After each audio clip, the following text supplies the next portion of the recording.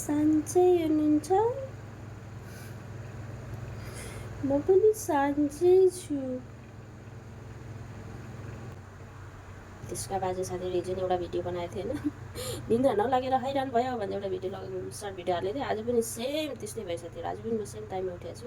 हिजो त म 2 बजीसम्म सुतेको थिएँ, आज त 1 बजी 1:30 बजी नै बितिसक्यो।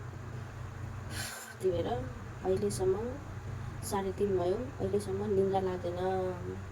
आँखा फुल्लिरहेछ। बेलुका ड्युटी जानु छ, सागको काम गर्नु छ, नत्र हात र मुख जोडिँदैन, गाह्रो छ मलाई। त्यही भएर के यो सुतेर उल्टिङ पुल्टिङ गर्दै मोबाइल कति हेर्नु, आँखा दुखिसक्यो।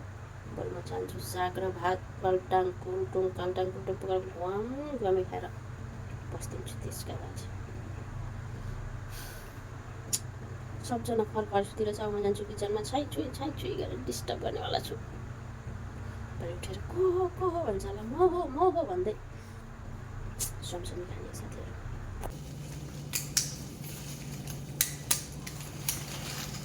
हेर्नु साथीहरू, अहिलेसम्म मोबाइल हेरेको आँखा नै देखिरहेको छैन, अँध्यारो नअँध्यारो यस्तो चकिलो लाइट छ है, आँखा मधुरो देखिरहेको छु। रातभरि दिनभरि नसुती मोबाइल हेरेको, अब यो सागपात खाएर आँखालाई तेजिलो बनाउनुपर्छ साथीहरू।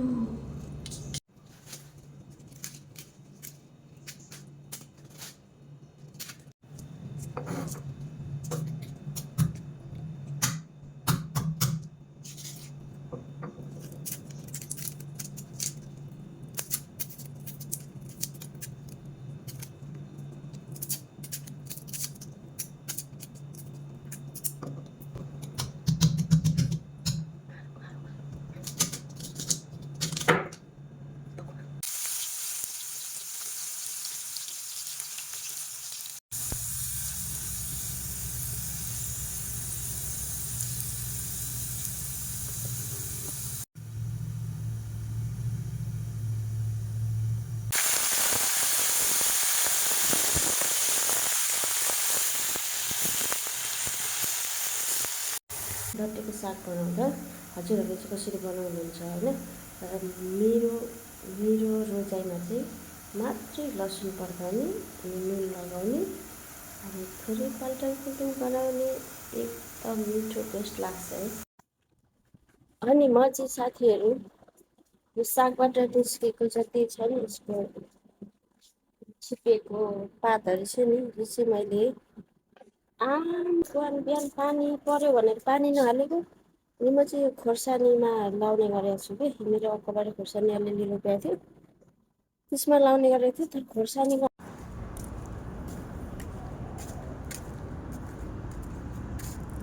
सुकेर नष्टै भएछ।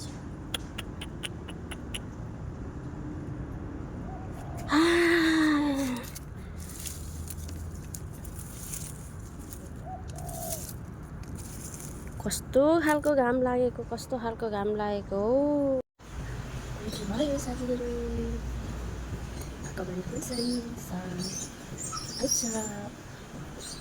खाइल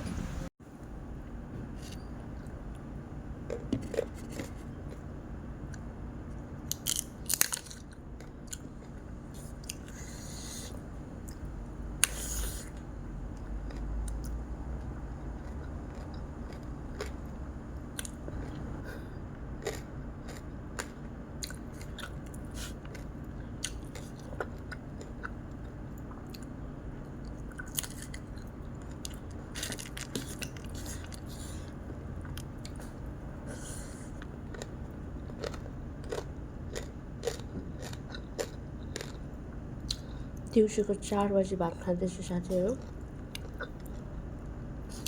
केटीहरू उठ्यो भने चाहिँ निद्रा लागेन तँलाई? लागेन।